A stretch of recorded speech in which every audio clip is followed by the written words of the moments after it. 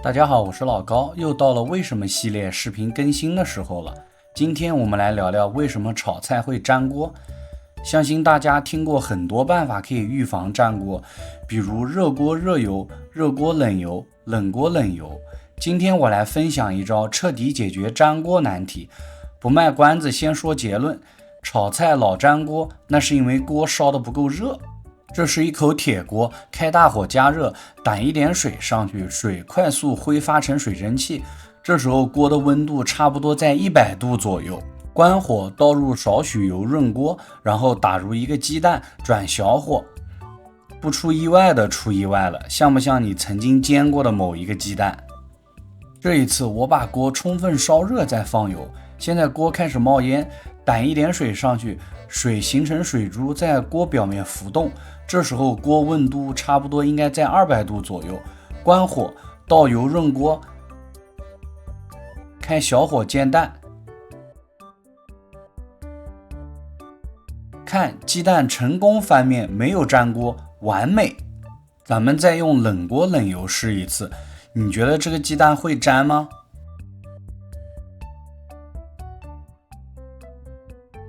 不惊喜不意外，这一次鸡蛋粘得稀碎。那么问题来了，为什么把锅烧热就不粘了呢？这是因为金属锅的表面并不光滑，有很多纹路和孔洞。在高温环境下，食物中的蛋白质与锅内的金属原子发生了化学反应，形成复合物粘在了炒锅上。所以这就是为什么蛋白质含量高的食物很容易粘锅，比如炒肉丝、煎豆腐，还有煎鸡翅。当然，除了蛋白质含量高的食物容易粘锅，淀粉含量高的食物同样也容易粘锅，比如炒饭、炒面。通过之前的实验，我们就不难发现，热锅冷油煎鸡蛋就不会粘锅，这是因为食物没有直接接触到金属锅。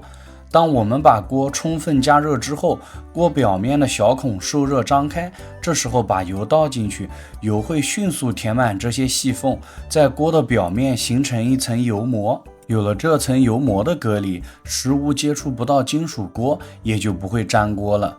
刚才煎第一个蛋的时候，锅烧得不够热，表面的小孔没有充分打开，油渗不进去，所以鸡蛋下锅后，随着温度升高，小孔才慢慢打开，这就给了鸡蛋接触到金属锅的机会，所以粘锅了。这就是我们平时熟知的热锅冷油，也就是专业厨师口中的热锅滑冷油。但是与我们在家操作不同的是，厨师在用冷油滑锅后会把油倒掉，然后重新再倒入油进行烹饪。这是因为厨师需要根据炒制不同的菜肴来控制油温。饭店里的炉灶火非常大，可以在极短的时间内迅速把锅加热到很高的温度。当锅被加热到200度后，滑完锅的油也接近200度，这时候下入鸡蛋就会直接烧焦了。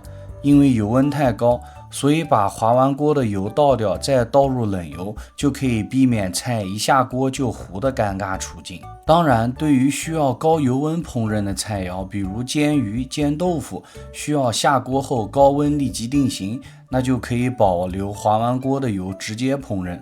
所以通过这个，我们就不难发现，食物粘不粘锅和油温的高低无关，而是取决于锅的温度。掌握了原理，我们来炒个米饭试试看。看，完全不粘。说了这么多，大家可能会有一个疑问，我们一直在说铁锅，那不粘锅为什么有时候也会粘？不粘锅的原理和铁锅的热锅冷油不太一样，但是底层逻辑差不多，都是通过隔绝食物和锅接触来达到不粘。只不过不粘锅是靠的表面的化学涂层聚四氟乙烯，也叫特氟龙。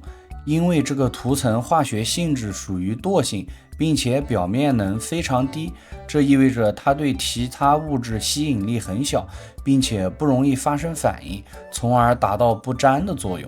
上面说到为什么不粘锅有时候也会粘，那是因为表面涂层脱落导致的。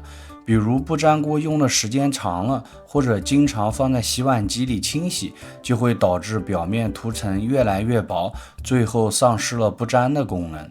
通过这期视频，想必大家知道了如何有效避免食物粘锅。我是老高，喜欢我的视频请帮忙点个赞，关注我的频道哦，谢谢收看。